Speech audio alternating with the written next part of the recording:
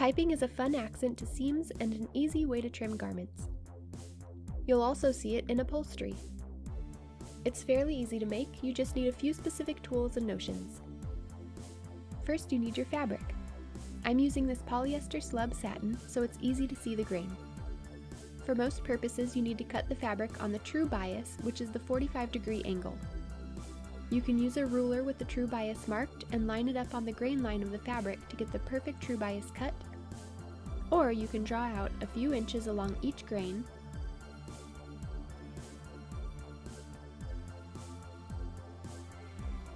mark 2 inches from the 90-degree angle, and use a straight edge to mark out the bias.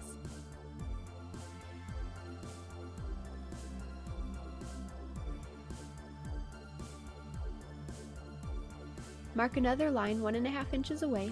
Unless you're using really large cording, then you'll need a wider strip. The reason to cut on the bias is that it will be the smoothest to work with. It can curve nicely around a neck or arm's eye, and it keeps a smooth shape around the cording. You can use just about any fabric for piping. If you use a knit, you can probably cut across the straight grain without incident. But with a woven fabric like this, the straight grain can't take a curve without getting weird. Now I'll grab the cording. I like to use a specific cording from Wawak.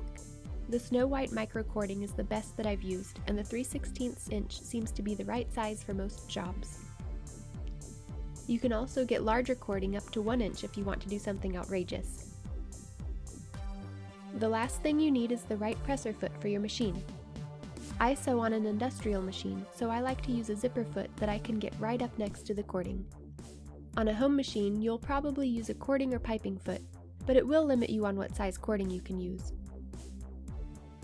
To sew, you just fold the bias strip over the cording and nestle it right up next to the needle.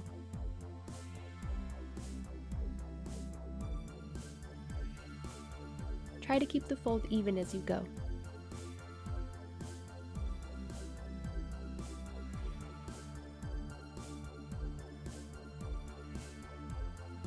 Here I have 3 examples of piping cut on different grains. The straight grain is pretty rigid and won't curve at all. This one is cut on the bias, but only about 30 degrees, not the true bias. It takes a slight curve, but it's still not great.